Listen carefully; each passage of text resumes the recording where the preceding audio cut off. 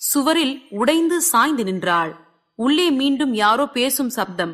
நீ ஒன்னும் இவங்க கிட்ட கெஞ்ச வேண்டாம் நித்யா என்று கல்கியின் அங்கிள் லக்ஷ்மணன் கூற, நித்யா அவளது தந்தையை ஏறிட்டு பார்த்தாள்.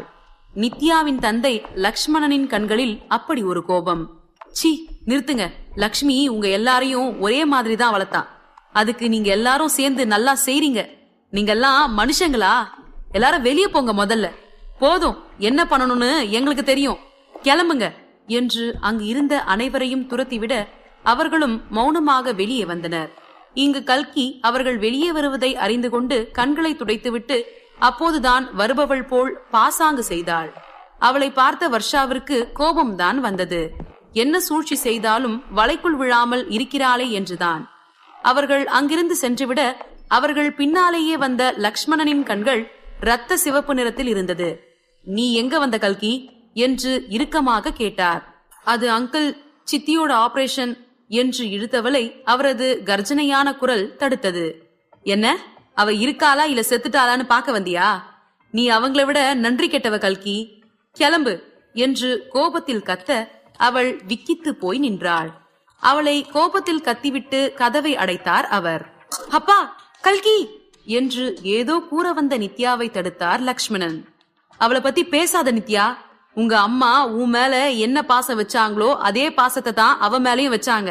ஆனா அவ அந்த கம்பெனியை விட மாட்டேன்னு பிடிவாதமா நிக்கிறா என்று கோபத்தில் கூறியவரை பார்த்த லக்ஷ்மி, அப்படி இல்ல, அவளோட கஷ்டம் அவளுக்கு தான் தெரியும். அவ என்னதான் இந்த கம்பெனியை குடுக்கறேன்னு சொன்னாலும் நான் ஒத்துக்க மாட்டேன். அவளோட அப்பா அவளுக்கு தெரிஞ்சே துரோகம் பண்ணாரு. தனக்குன்னு யாருமே இல்லைன்னு அவ எப்பவுமே ஃபீல் பண்ணக்கூடாது என்று அவள் கண்ணீர் மல்க கூறினார். பார்த்தல்ல, இப்பவும் உங்க அம்மா அவளுக்கு தான் சப்போர்ட் பண்றா. இவளுக்கு எப்போதான் அவங்கள பத்தி புரிய போதோ என்று சலித்து கொண்டார் லக்ஷ்மணன். அப்படி இல்ல, எனக்கு சர்ஜரி நடந்தாலும் நடக்கலனாலும் 50% தான் சான்ஸ். அதனால கல்கி கம்பெனியை விட்டு கொடுத்தாலும் இழப்பு கல்கிக்கு தான். அவ அம்மா அவளுக்குன்னு விட்டுட்டு போன ஒரே விஷயம் அதான். ஏன் அவளை ஃபோர்ஸ் பண்ணணும் என்றாள் லக்ஷ்மி. ஆனா எனக்கு தெரியும் லக்ஷ்மி, ஆனா கல்கி கூட அவ பாட்டுக்கு போயிட்டா என்று அழத் தொடங்கினார். கண்ணாடி அறைக்கு வெளியில் இருந்தாலும் உள்ளே நடந்த அனைத்து பேச்சுகளும் வெளியில் நின்றிருந்த கல்கிக்கும் அவள் பின்னால் அங்கிருந்து செல்லாமல் நின்றிருந்த ராஜசேகருக்கும் கேட்டது. கல்கிக்கு அங்கிள் மற்றும் ஆன்டியின் வருத்தத்தை முற்றிலுமாக புரிந்து கொள்ள முடிந்தது. கல்கிக்கு வருத்தமும் கோபமும் ஒருங்கே வந்தது. திரும்பி நடக்க தனித்தவளின் எதிரில் ராஜசேகரும் வர்ஷாவும் நின்றிருந்தனர்.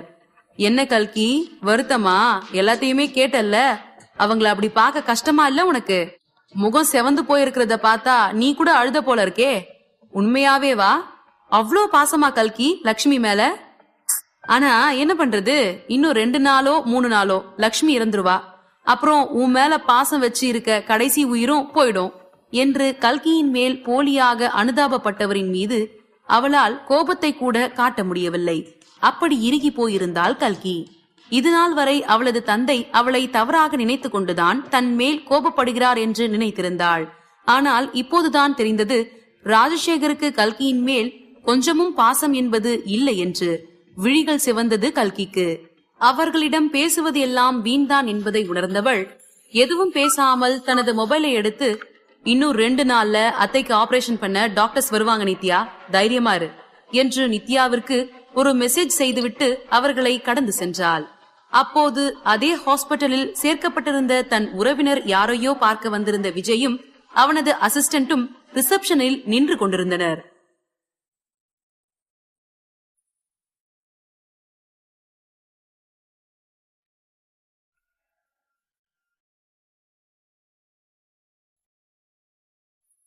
எபிசோட் 12.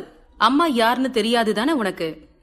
அப்போது அதே ஹாஸ்பிட்டலில் சேர்க்கப்பட்டிருந்த தன் உறவினர் யாரையோ பார்க்க வந்திருந்த விஜயும் அவனது அசிஸ்டன்டும் நின்று கொண்டிருந்தனர்.